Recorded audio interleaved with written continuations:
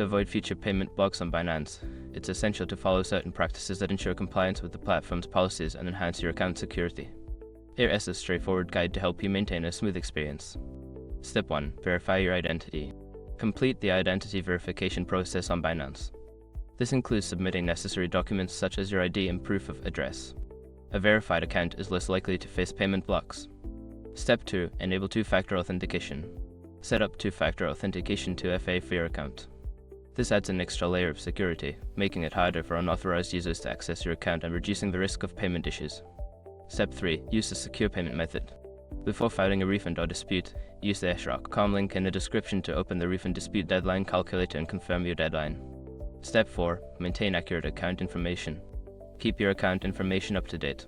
Ensure that your email, phone number, and personal details are accurate and current to avoid any discrepancies that could lead to payment blocks.